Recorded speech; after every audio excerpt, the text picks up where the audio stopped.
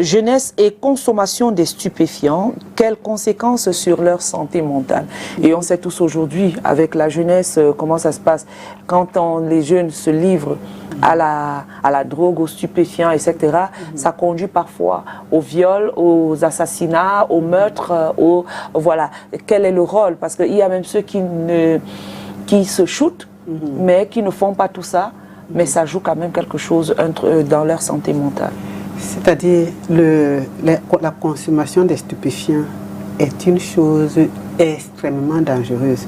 Certains parents négligent ça. Il y a un parent qui m'a dit un jour, de toute façon, il y a beaucoup de jeunes qui se livrent à ça. Je dis non, il ne faut pas négliger ça. Parce que les conséquences sont désastreuses. Dans la santé mentale, c'est grave. Ça peut mener à tout. Quand je dis à tout, ça veut dire, comme Mireille Grace vient de citer, le meurtre, les viols, tout. Tout est possible. C'est-à-dire, si on vous met dans le travail que nous faisons, vous allez comprendre. Mais qu'est-ce qu'on entend d'abord même par stupéfiant? Parce qu'il faut qu'on sache même déjà les stupéfiants, quels sont les stupéfiants. Est-ce que l'alcool c'est le stupéfiant et tout ça? La drogue, de toutes sortes de drogues, la cocaïne, l'héroïne, le marijuana, le caillou. Bon, docteur Touga me disait la dernière fois que le caillou, c'est la cocaïne qu'on appelle le caillou. Ça doit être une drogue dure. Donc, tout ça là, c'est quand on consomme, même les trucs liquides, là, c'est les stupéfiants. Les gens ont tendance à négliger ça. Quand, une fois, je suis arrivé, j'avais mes clients qui venaient hors de Douala. On voulait donc se rafraîchir dans un restaurant. On doit s'asseoir quelque part. On a dit non, là c'est pour les gens qui consomment la chicha. Ah, je dis, mais on ne reste même pas au restaurant. Tout ça, je vous assure, c'est dangereux. Donc la chicha, c'est une drogue? Oui. Il y a un enfant qui a consommé ça beaucoup. Il est mort. Eh? Oui. Il est mort carrément, ça a brûlé son foie. Je vous dis les choses que je vois, hein. Je n'invente rien. Les choses que je vois, quand je viens dans les médias, sensibiliser, dire aux gens de faire attention, ça veut dire que j'ai vu beaucoup de choses. On pense que parfois on voit les enfants ont dans leur statut, ils fument, ils s'amusent. Les autres les admirent parce qu'ils pensent que c'est des gens qui sont arrivés, ils n'ont pas de soucis, ils n'ont rien. Non. Ils sont en train de se tuer. Cathy, oui. Si on vous demandait que, selon vous, quelles sont les causes de la consommation des stupéfiants par les jeunes aujourd'hui, qu'est-ce que vous allez répondre? Ça, c'est une bonne question. Les causes sont multiples. Il y a déjà les besoins affectifs. Beaucoup de parents négligent les besoins affectifs parce qu'on dit souvent qu'un enfant, même si tu lui fais n'importe quoi, après quand il veut partir, il s'en va. C'est vrai qu'il y a des enfants qui refusent la discipline. Mais un enfant qui est indiscipliné, ça ne veut pas dire, quand un enfant est indiscipliné, ça ne veut pas dire qu'il n'a pas de besoins affectifs. Hein. Voilà. Les enfants les plus têtus ont besoin d'avoir des parents stables. Ils ont besoin d'affection. Wow. Il faut combler les besoins affectifs de nos enfants. Maintenant, si l'enfant refuse la discipline, c'est autre chose. Il peut se casser la figure là-bas et il se rend compte que ses parents lui ont donné une certaine stabilité, de l'affection et tout ça. Quand il se bute, il sait qu'il s'est buté. Il y a des enfants qui sont têtus. Les enfants, ils sont têtus. Après, ils se retrouvent avec les mauvaises personnes qui les entraînent justement à consommer les stupéfiants. Il y a des enfants, surtout les garçons. Les garçons aiment les gens qui paradent. Ils aiment imiter les plus forts et ainsi de suite. Donc, ces personnes, ces mauvaises personnes-là, qu'est-ce qu'elles font? Elles attirent les enfants, surtout les adolescents. Parce qu'il faut voir, la drogue, ce n'est pas les enfants de plus de 25 ans et tout ça. Il m'est arrivé de discuter avec des enfants qui ont déjà un certain temps, des adultes, qui me disent qu'ils ont envie d'abandonner. Mais on prend les adolescents, pourquoi? Parce qu'à l'adolescence, l'enfant a plus tendance à écouter et à suivre ceux qui sont à l'extérieur qu'à écouter les conseils de leurs parents. Ils trouvent que les parents en font un peu trop. Et les mauvaises personnes qui sont à l'extérieur, ils savent ça. Qu'est-ce qu'ils font? Ils les coupent d'abord de leurs parents. Ils les amènent à ne plus obéir à leurs parents. Donc la désobéissance aussi est l'une des causes. Quand l'enfant réussit à avoir des problèmes avec ses parents qui ne leur obéissent plus, il fait ce que les autres leur disent à l'extérieur. Et qu'est-ce qu'ils leur font? Pour leur montrer qu'ils sont grands, ils sont forts, personne ne peut rien leur faire. Ils leur donnent le change. Si bien que quand l'enfant arrive à la maison, quand le papa parle, c'est lui qui menace. Hein? Voilà. finalement, on le laisse. Parce qu'on a réussi à faire en sorte qu'ils ne suivent plus les conseils des parents. Donc, la désobéissance aux parents entraîne ça, les mauvaises compagnies. Beaucoup de nos enfants, nous parents, nous sommes souvent négligents. Les parents, les enfants, ils partent danser. On me dit qu'il y a quoi, le Mutumbu, les enfants sont là. Il y a ceci, nos enfants sont encore là. Ils sont avec qui? On ne sait pas. Ils font quoi? On ne sait pas. On dit que c'est la jeunesse et ainsi de suite. Ils se retrouvent là-dedans. La mauvaise éducation. Il y a des enfants qui ne sont même pas éduqués du tout. Parce que certains parents, j'avais réglé un problème de viol. Et je m'étais rendu compte, en écoutant les uns et les autres, qu'un enfant qui avait moins de 10 ans était vicieuse. Comment elle a fait pour être vicieuse? C'est qu'elle avait des parents soulards qui l'entraînaient dans les bars et tout. Ce genre d'enfants sont la cible de ce genre de personnes. Maintenant, on va aussi chercher les enfants qui sont à l'intérieur des maisons, les enfants des riches. Pourquoi? Parce que le papa a l'argent et ainsi de suite. Ils savent que si on prend l'enfant de, je ne sais pas qui, du président de la République, ou je ne sais pas, ça leur rapporte de l'argent. Donc nous devons être extrêmement vigilants. Les causes sont nombreuses. Nous-mêmes, parents, je ne dis pas que c'est les parents qui poussent leurs enfants de l'extérieur, mais les parents sont très laxistes. Beaucoup de parents sont laxistes. Beaucoup de parents prennent beaucoup de choses à la légère. Les conversations que nous-mêmes nous avons, nos enfants suivent, parce que les enfants ont plus tendance à suivre ce que nous faisons que ce que nous leur disons. Donc nous-mêmes, quand on parle, le papa est là, il est en train de fumer, soit le cigare ou quoi là. C'est à l'hôpital que j'ai vu comment on roule les trucs là dans le papier.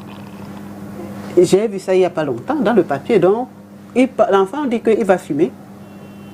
On pense que c'est la cigarette, encore que la cigarette aussi est très dangereuse. Alors que l'enfant est en train de fumer le chanvre. Voilà. Et ça se vend à tout. Oui, ça se vend à l'école. Toutes les rues. Ça se vend dans le quartier. Ça se vend partout. But now this actually brings me to this question, like you said, it's being sold all over, like the consumption of hard drugs.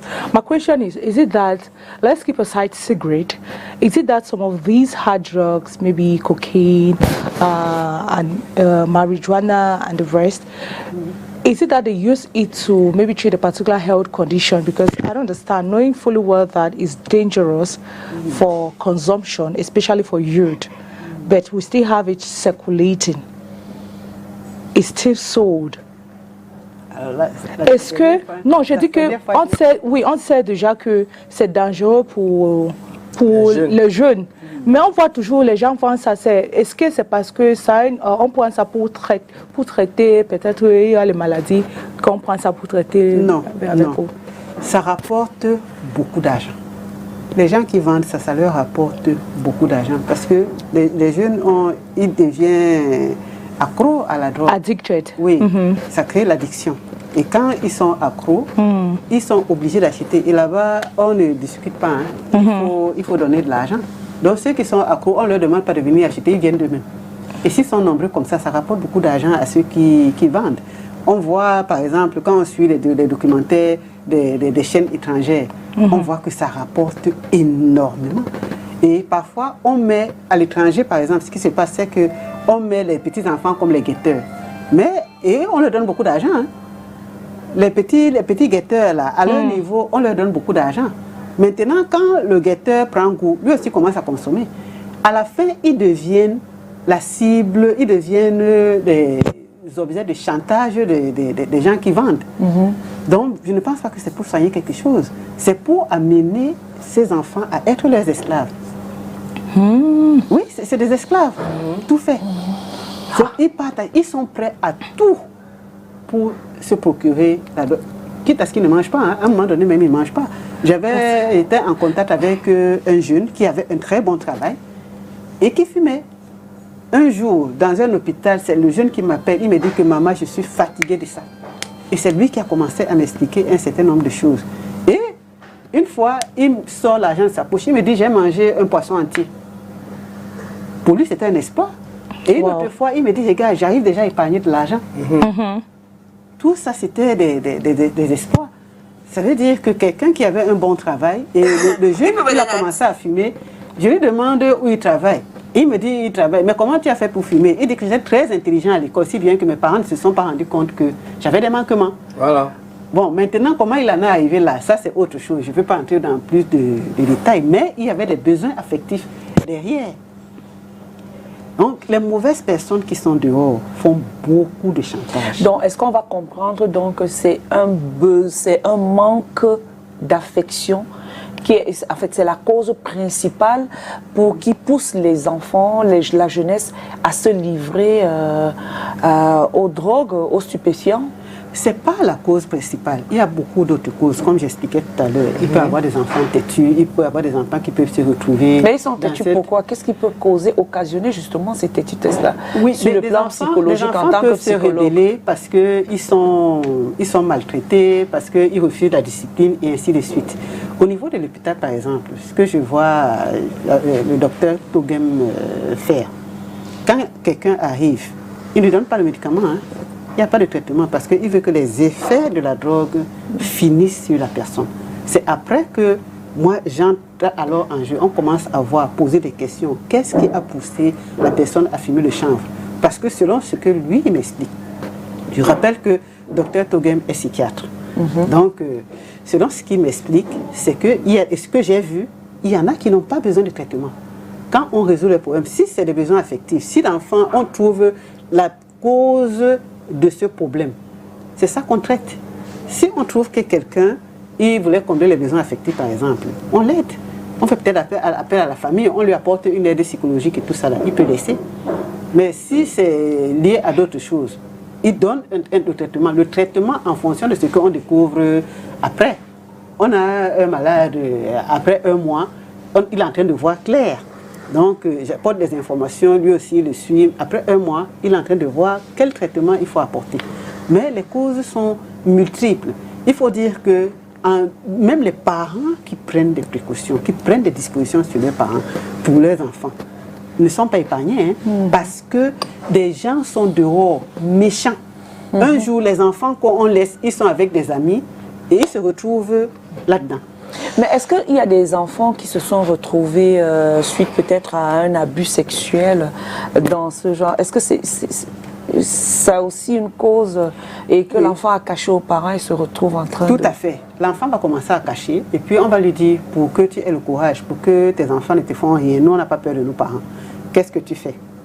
Tu commences à fumer le chanvre. Il y a un enfant, par exemple, il était avec les parents. Comme le parent, lui, il avait peur de son père. Et il voyait que quand il se retrouvait avec ses amis n'avaient pas peur de leurs parents. Et puis, il dit que oui, quand je rentre, je fais quelque chose, mon père me tape et tout ça là. Les amis lui disent que non, tu vas voir, nous on va te donner quelque chose, tu n'auras même plus peur, ça ne va plus rien te faire. Le parent remarque donc que quand il tape l'enfant, comme on dit, l'enfant est sec. C'est après qu'il a vu que l'enfant est parti, il a commencé à fumer le chanvre. Et c'est pour ça que quand il le tapait, il ne sentait rien. Parce que les amis lui ont dit ça. But now as a parent, right, because I know sometimes it's so difficult for you to even identify if your child is a consuming drug. Now, are there some signs that you need to, you notice from your child that shows that your child is into drug consumption? Est-ce qu'il y a des signes qui montrent que l'enfant est déjà... Parce que, il y a des signes. Comment reconnaître? Parce que reconnaître à chaque parent, nous on ne sait pas si notre enfant consomme ça. Comment donc savoir? Les enfants là, il y a une fois, je passais dans un carrefour, les petits enfants, hein, ils étaient en train de fumer. Ils ont mélangé, ils venaient d'acheter. Après ils ont dit, on peut mélanger, si on boit le whisky, tu es sûr qu'il n'y aura pas l'odeur. Le whisky qu'on va à bordure de route là. Donc ils enlèvent les odeurs. Il y a des enfants, on voit que la tête commence à trembler comme ça. Les autres ont des signes. Ou bien les trucs qu'on fait comme ça, on danse, on fait comme ça, c'est des signes. Donc quand ils font comme ça, c'est des signes. Comment? How? Comme ça, je ne sais pas si je fais bien They close their mouth. Je ne sais pas. Donc il doit faire comme ça ou comme ça. Oui, les trucs qu'on danse là, on voit que tout le monde danse là. C'est des signes. La tête qui tremble. L'enfant qui n'a peur de rien. Posez-vous la question. On parle à l'enfant qui regarde dans les yeux. Droit dans les yeux. Parce que un enfant était dans un établissement scolaire. Il a agressé son enseignant. Et on s'est rendu compte qu'il n'avait pas peur. il parlait à l'enseignant, il était arrogant. Et c'est quelqu'un qui connaît bien un homme en tenue, qui expliquait que quand il fume, tout devient petit devant eux. C'est pour ça qu'ils peuvent aller entrer sous le camion, ils ne ressentent pas, parce que le camion est tout petit. Oui. Donc, les enfants qui sont arrogants là, qui n'ont peur de rien. Autre chose, c'est que quand on voit la compagnie de nos enfants, on va commencer à soupçonner. Parfois, on est dans des quartiers difficiles. L'enfant est toujours avec des gens qui ont une réputation là. Quand on lui parle, comment il fait? Quand l'enfant n'a plus peur de rien, posez-vous les questions. L'enfant qui n'a plus peur de rien, ni de personne là, posez-vous des questions. Ça veut dire qu'il consomme ça et puis il est prêt à tout. Du moindre chose, il a déjà pris le couteau ou le poignard. Si tu t'amuses, je vais te poignarder. C'est lui qui menace. Posons-nous les questions. Donc, regardons autour de nous, observons nos enfants. Il y a des gens qui reconnaissent l'odeur du chanvre quand l'enfant fume. Il y en a qui ne reconnaissent même pas ça. Et puis, ils peuvent ne pas avoir ces odeurs-là parce qu'ils ont les techniques pour que l'odeur ne ressorte pas. Les yeux peuvent beaucoup rougir et certains, les plus fragiles, sont souvent malades. Vas-y, tonton Kadima. Quand moi, j'ai souvent l'habitude de trop parler parfois de la pauvreté, les gens se disent que peut-être parce que je me moque. Parce que quand j'essaie de regarder, quand je me balade souvent beaucoup. Quand je passe dans les grandes écoles comme Dominique Savio, il y a les grandes écoles là. Et quand tu passes dans les écoles où il n'y a vraiment pas d'enfants, pas d'école des riches, tu as l'impression que c'est dans les écoles où il y a beaucoup de pauvreté, où que les enfants sont livrés. Non. Dans les écoles des riches aussi, il y a ça beaucoup. Hein? Non, parce que les enfants de riches ont accès à tout. Parce que j'en viens. Parce qu'un enfant, par exemple, qui ne fréquente plus, parce qu'on ne va pas payer la pension, l'enfant à la maison. Est-ce que celui-là n'est pas plus exposé à ces drogues-là par rapport à un enfant, par exemple, qui fréquente? Les parents... Tout le monde, tous les enfants sont exposés. Yes. La richesse expose comme la pauvreté expose. C'est l'éducation qui est importante. Nous, on a tendance à voir qu'on n'a pas. C'est l'éducation qui est importante. Il y a une jeune fille qui a été bien éduquée. Elle avait vu ses camarades aller faire quelque chose. Elle a dit non, moi je ne fais pas. Parce que s'il y a des conséquences, mes parents ne peuvent pas assumer. Parce que les parents lui ont montré ça. Il y a une maman qui m'avait dit un jour, pauvre comme ça, elle était pauvre et son mari, quand il venait de se marier, vraiment pauvre. Et ses enfants ont réussi. Elle m'a dit, j'avais dit à mes enfants que si celui qui devient bandit, c'est son problème, il va seulement aller en prison parce que moi j'ai peur de la police. Et les enfants ont pris ça au premier degré. La maman là même, elle était toujours là, elle faisait attention. Pauvre à mort, elle n'a pas eu un seul bandit dans sa famille. Il faut dire que les enfants peuvent refuser la discipline de leurs parents et se retrouvent dans la rue. Mais la pauvreté ne justifie pas qu'on se retrouve en train de fumer le chanvre. La richesse, regardez les enfants des grandes stars qui, leurs parents meurent à cause de l'addiction, eux-mêmes se retrouvent là-dedans. Qu'est-ce qu'on a expliqué? Comme ils ont accès à tout et très facilement, ils s'ennuient et ainsi de suite, ils partent. Dans les milieux des riches, parfois il y a des besoins affectifs importants. L'enfant a le matériel, mais il n'est pas sûr de lui, parce que c'est les besoins affectifs qui font que l'enfant soit équilibré. Mais c'est vrai. Mais parce qu'il voit dans certains quartiers, le parent fait sa part. Hein. Mais l'environnement, tellement c'est pourri, l'enfant est obligé de parfois tomber. Alors que le parent donne son éducation. J'étais partie chez une dame un jour. J'arrive là-bas dans un quartier. Elle me dit que nous on ferme ici. Pourquoi? Parce que ici, c'est vite fait que le bandit entre, on le poursuit et qu'il entre dans la maison. Et la dame m'avait dit que sa mère a été très, très dure. Comme ils ont grandi dans cet environnement compliqué. C'est quand elle a grandi qu'elle a compris que la maman était très dure dans leur jeunesse. Elle disait que mes enfants, je suis obligée de les élever dans cet environnement. Comment je fais? Je dois les protéger. Elle a réussi à les protéger. C'est-à-dire au prix de beaucoup de douleurs et tout ça. Elle a réussi. Donc, nous, aujourd'hui, dès que l'enfant commence même à... Déjà que quand il est petit, on voit les parents, hein. Les enfants sont petits. Un enfant arrive ici, il va monter sur la table, les parents vont rire. Il va toucher les caméras, les parents vont rire. Il n'a aucune discipline. On va dire que oh, tu n'aimes pas les enfants, c'est un enfant. Non, il faut les discipliner. Voilà. On arrive, par exemple, à l'agence de voyage. L'enfant court partout. Il vient, il piétine les gens, il arrête. Tu parles, on te dit que tu n'aimes pas l'enfant. ce genre d'enfants-là qui n'ont pas appris la discipline dès le bas âge, quand ils arrivent à l'adolescence, ils ne seront pas disciplinés. Oui. On commence la discipline quand l'enfant est petit. Oui. Il faut parler aux enfants. Il faut apprendre à l'enfant que quand on est en public, on s'assoit. Voilà. Un enfant peut aussi s'asseoir. Il se lève, non. Reviens t'asseoir. Toi, il dit non, tu le fouettes. Il s'assoit. Voilà. Il va s'asseoir. Non, des enfants qui n'ont pas, qui ont se laissé aller là. Après, quand ils commencent à grandir, il y a de fortes chances qu'ils soient touchés par ça. Qu'ils soient attaqués par les prédateurs. Parce qu'il y a des prédateurs aussi.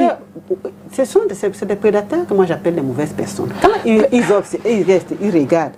L'enfant de Calvin a tendance à ne pas obéir. Il commence à attirer. L'autre qui obéit beaucoup, on commence à te monter contre tes parents. Oh, tes parents exagèrent. Tu ne vois pas comment l'enfant de Cathy est. Elle sort, elle a des amis, elle fait, nous on sait comment on fait. On raconte des histoires pour démonter tout ce que les parents ont construit derrière cet enfant.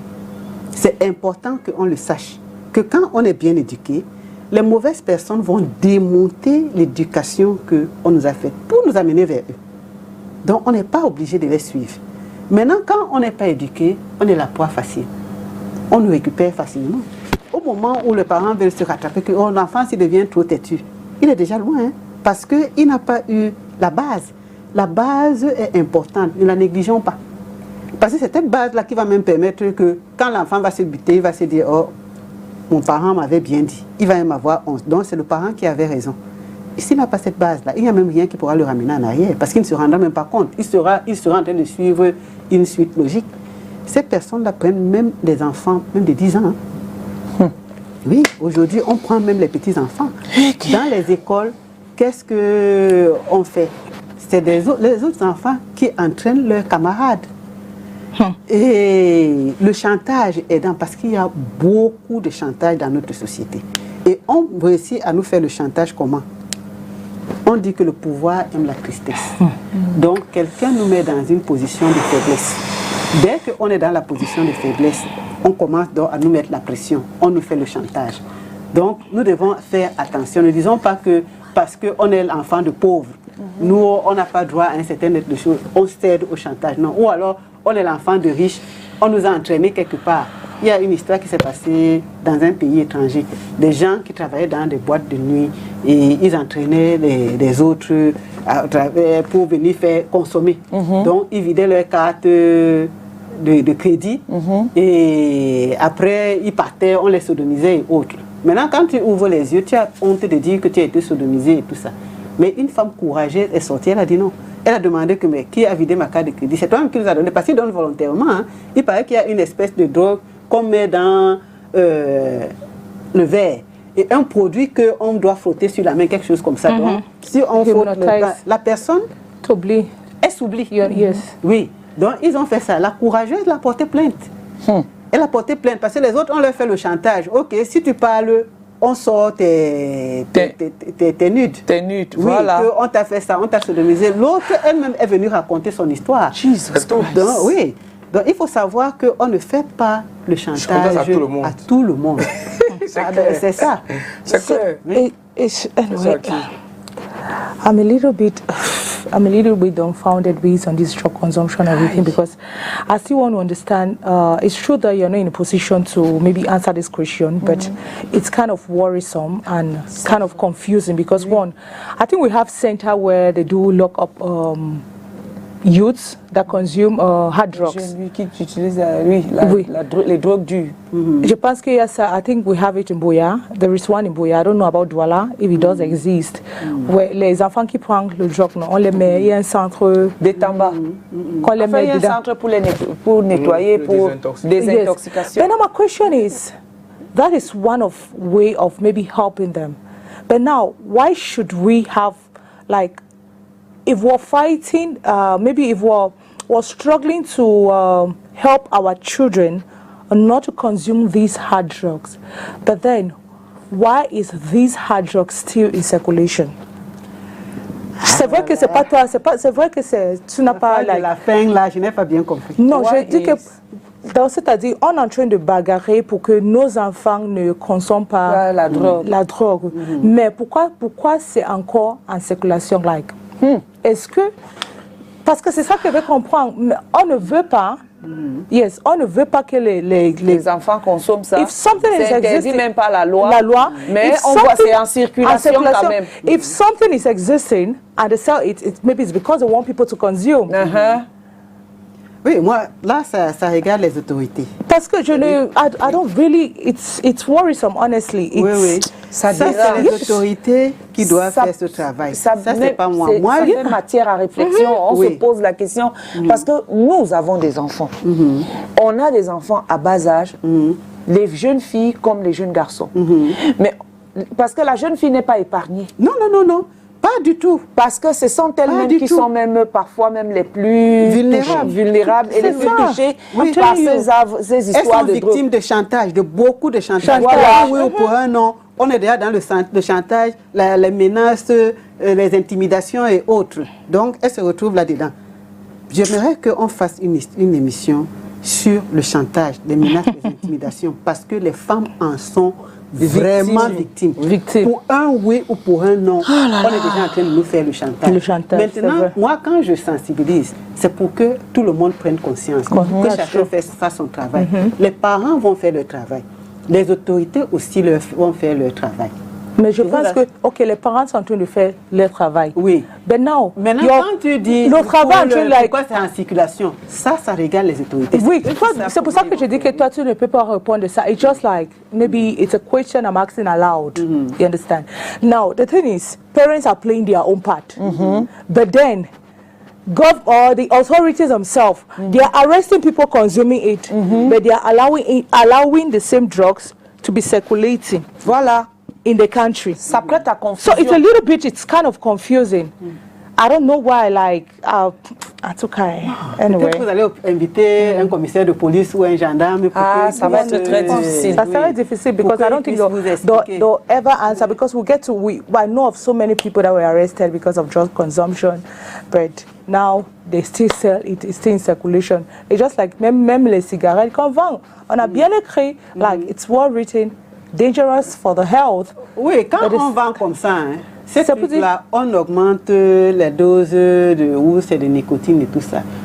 Les fumeurs, plusieurs fumeurs m'ont dit que ce n'est plus toi la raison qui te pousse à fumer. Parce que la raison te dit que ne fume pas. Mais le corps t'envoie là où il y a. Go on. Parce que la substance est déjà dans le sang. Donc le corps te dit que tu te retrouves en train de fumer même malgré toi. Donc c'est comme ça aussi avec quelqu'un qui consomme les stupéfiants. Là. Il n'a plus envie. Il y a 2 semaines encore, il y a quelqu'un qui consommait qui me dit je ne veux plus de ça. Je ne veux plus, je suis fatigué de ça. Il se fatigue, mais ils se retrouvent parfois pris dans un tel engrenage qu'ils ne savent pas comment ils vont faire pour s'en sortir. Donc il vaut mieux ne même pas commencer. Et d'abord même, tu vois même les prix, c'est moins cher. Donc c'est-à-dire on est en train de dire consommer alors. Parce que c'est d'abord, it's very affordable for those that buy and consume. Oui. It's very affordable. On a l'impression que c'est moins cher, mais les trucs de, si c'est combien là, 100 francs là, le rythme, ça dépend du rythme que le corps revendique. Si c'est 100 francs et qu'on prend 10, ce n'est plus aussi... Non, c'est pour ça que des questions, on mettait même 1 à 10 000. That will make you to think, like... Bon, c'est pas aussi des choses qui sont réglementaires. Donc, les gens là, ils savent comment ils font pour attirer les gens. Même si on met à 10 000, quand le corps exige que va faire, va fumer, c'est difficile. À 10 000, ils vont maintenant plus braquer pour pouvoir acheter ça, te voler. Ils sont prêts à tout. Quelqu'un met le poignard. Hier, il paraît qu'il y a une jeune fille qui a été tuée. Oh là là. Oui, où c'est Andogbon. Elle revenait d'une fête avec sa copine et le monsieur, le bandit a tapé devant la maison. Donnez vos sacs, donnez le sac. Il a dû planquer le couteau. Donc, ils prennent les risques comme ça. Ils ne sont même parfois, nous les femmes, on marche avec nos sacs là. Même si on n'a pas. Mais parce qu'on a acheté le sac cher, il y a là-dedans, on n'a pas. Quelqu'un a son véhicule, on pense que si on l'agresse, il va avoir de l'argent. Il marche avec son véhicule, il n'a pas d'argent. Donc, ils prennent beaucoup de risques et on perd nos vies comme ça parce que les gens veulent aller acheter un bâton de cigarette. Un bâton de cigarette, c'est pas possible. C'est parce que là, on devient déjà addicted, comme on dit, on dit en français. Quand c'est l'addiction, là, on n'a plus... C'est-à-dire, on ne peut plus se retenir. Yes, you can control. But then... Moi, je ne sais pas alors vraiment, je ne sais pas comment, parce que là, selon vous, Cathy et Tondé, qu'est-ce qu'on peut faire pour éviter que les jeunes ne fument plus la drogue? Il faut sensibiliser. Parce que dans nos quartiers, c'est la magie. Tu passes ta maison comme ça, il y a un chapelet quelque part. Les enfants, ils viennent là, quand ils marchent là, les yeux sont doux, c'est zoomé, ils te regardent un genre. Les grands fatigues, quoi. Ils sont là. Mais pour ajouter à la question de tonton Calvino, ça circule même aussi en boîte de nuit. Oui. Parce que quand tu rentres en boîte de nuit, tu sens l'odeur. Et puis j'ai remarqué, je suis allée quelque part dans une boîte de nuit, les gars ont fait des gonflés, ça va les pomper. Moi je vois des gens qui viennent et mettent les pompées dans les bouches. Tu ne sais pas pourquoi, c'est après qu'on m'explique que c'est la drogue. C'est comme ça qu'on réussit donc à avoir les gens dans les boîtes de nuit. Les pompées, les gonflés, les trucs qu'on gonfle là, non? Oui. Ils mettent ça, c'est à l'intérieur. Donc tu vois, quelqu'un qui vient, et les gars viennent, ils vendent ça, ça se vend en boîte de nuit. Et tu vois, on donne des femmes comme hommes. Tu les vois là avec les pompées dans les bouches, tu ne sais pas pourquoi, alors que c'est la drogue qu'ils sont en train de consommer. Ils ont toutes les techniques maintenant. C'est pas possible. Donc, les enfants qui partent dans les boîtes de nuit et autres, faites attention. Quand on sort de notre zone de confort, faisons attention. Ça dépend. Des filles qui se sont retrouvées dans les boîtes de nuit là, à qui on a acheté les cartes de crédit, elles ne savaient pas. On dit qu'on a tout simplement passé la main comme ça. C'était fini. La main tout juste. Les autres, on met dans ta boisson. À quel moment on a mis, vous êtes tous en train de regarder, à quel moment on a mis, tu ne sais pas. On ne peut pas savoir ce qui se passe. Donc, les gens qui ont l'habitude de se moquer de ceux qui connaissent, qui aiment Dieu là, un jour, ils vont comprendre que croire en Dieu, c'est une protection pour nous. Naturelle. Oui, c'est une protection pour nous.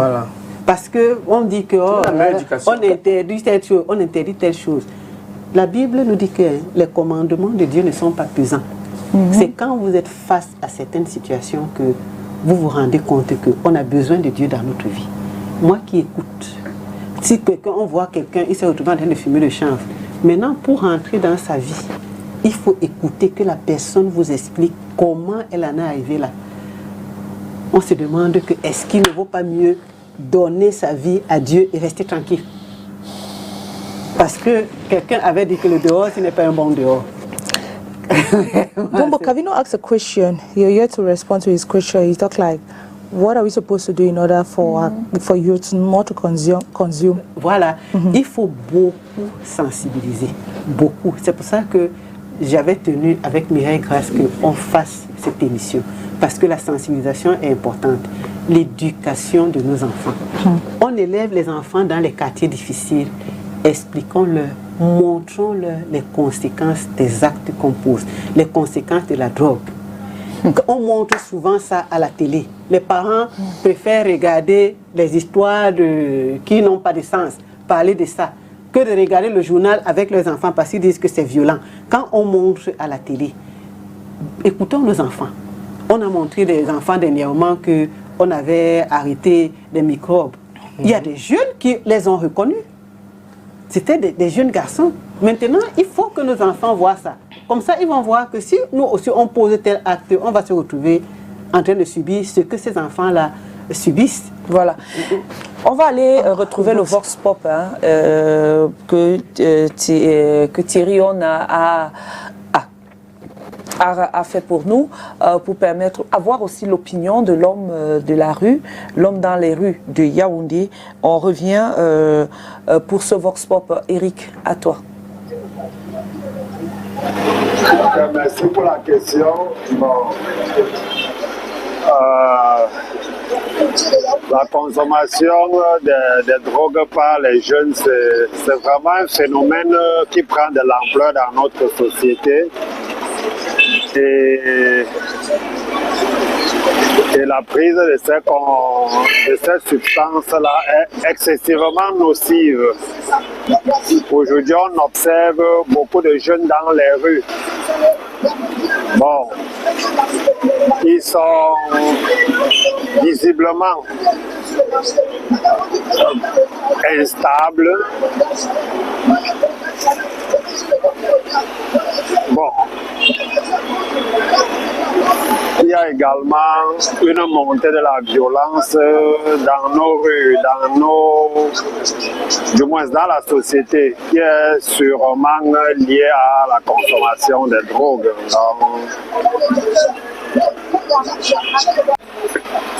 Bon, moi, je trouve, à mon avis, que le peu de conséquences, il faut vraiment que l'État fasse quelque chose pour ces enfants-là, pour empêcher ça, pour empêcher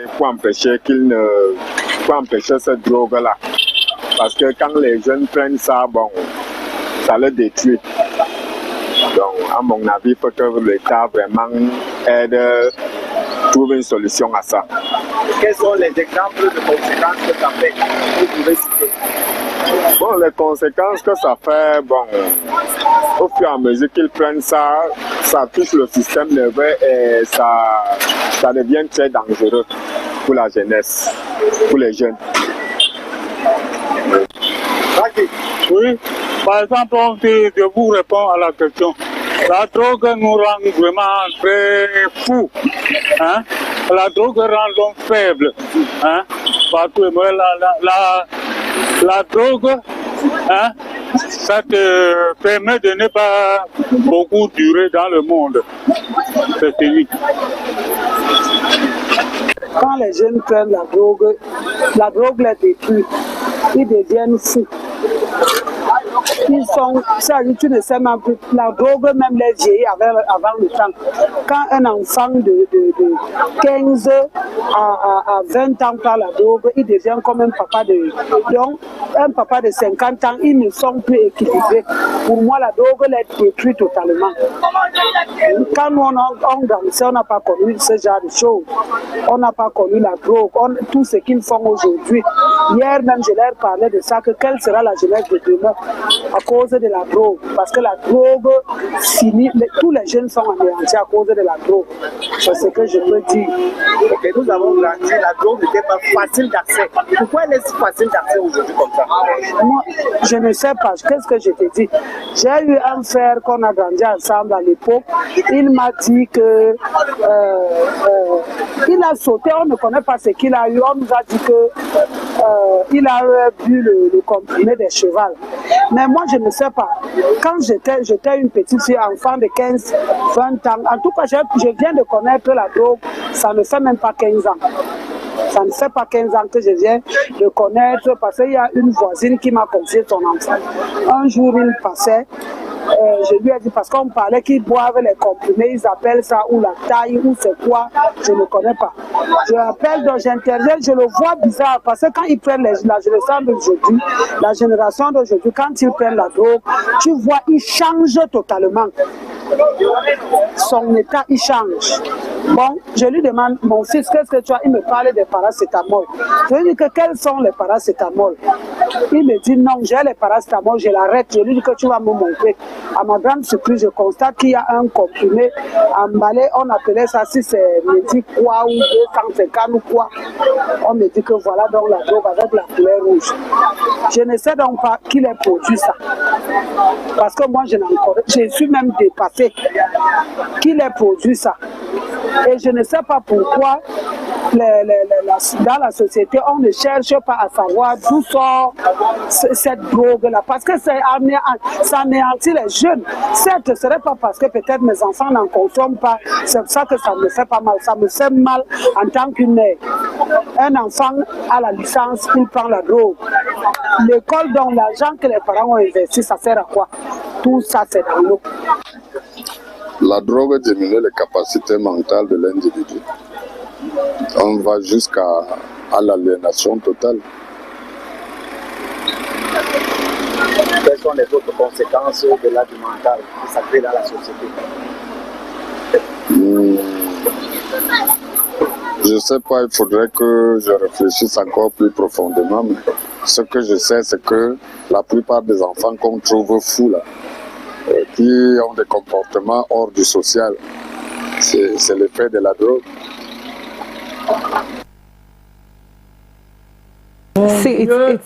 Cathy, vraiment, le constat est le même partout. Il est 11h56 malheureusement. C'est le même partout. Et ce témoignage de cette dame encore qui elle a tout expliqué. C'est ça. Elle a tout expliqué. Moi, je dirais que prenons des dispositions. La drogue peut entraîner jusqu'à la folie. Donc, les facultés mentales sont altérées. La force, même les enfants non plus. Il y a quelqu'un qui m'avait dit que qu'est-ce que les policiers faisaient aux enfants qui tournaient autour là. Quand on veut les attraper, on les faisait courir. Ils savaient qu'au bout de 100 mètres, ils n'auront plus la force parce que ça les a vidés. Donc quand on consomme ces stupéfiants là, peut-être qu'on pense que ça nous rend fort, mais on est en train d'être diminué. Après, on est diminué complètement. Parents, soyez vigilants. Chères autorités, aidez-nous. Parce qu'on risque de se retrouver dans une société dans laquelle plus personne ne sera en sécurité. Vous comprenez? Thank you. Parce que quand ils font des choses, nous sommes tous des voisins, mais quelqu'un peut consommer même dans le voisinage et d'une autorité, et il attend en route. Ils font tout. Vraiment aider les populations en luttant contre ce fléau-là. Pour vraiment lutter. Ça fait peur quand on en parle.